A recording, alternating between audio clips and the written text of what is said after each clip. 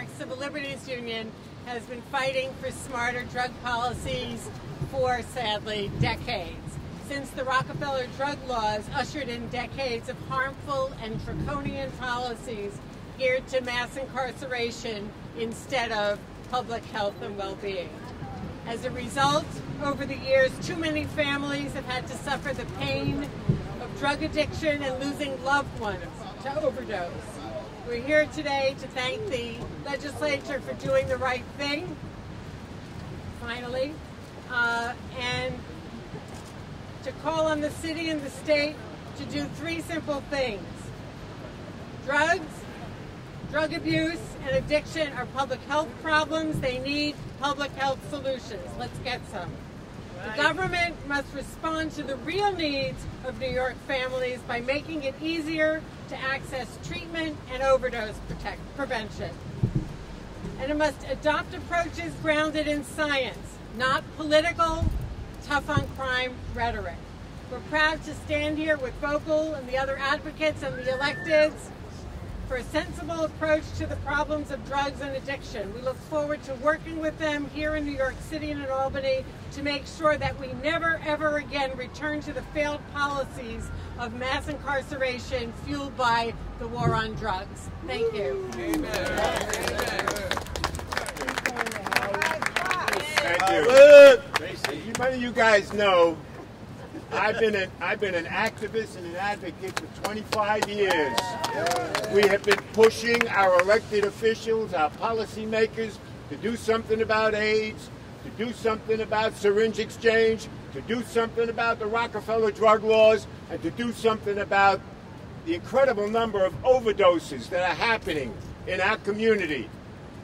And the way the state legislators, the city officials, the Commissioner of Oasis, Commissioner Arlene Gonzalez-Sanchez, the way they responded to overdose prevention and making Narcan available and getting the governor to sign on to that. I am proud to stand with my elected officials today. Thank you, gentlemen. Thank you all. At the same time, we still have, the CDC says we still have more than 50 people a day dying from opiate overdoses. And while we're doing as much as we can with Narcan and overdose prevention kits, we got to do more with our treatment process.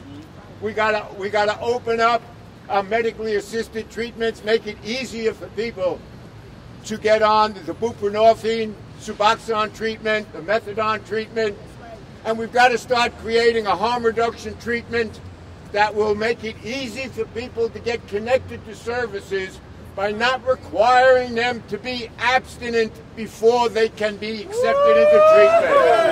That's right. We have the means, we have the ways to help many, many more people. And as you hear every speaker saying, we have to move forward with a public health approach and not a punitive approach.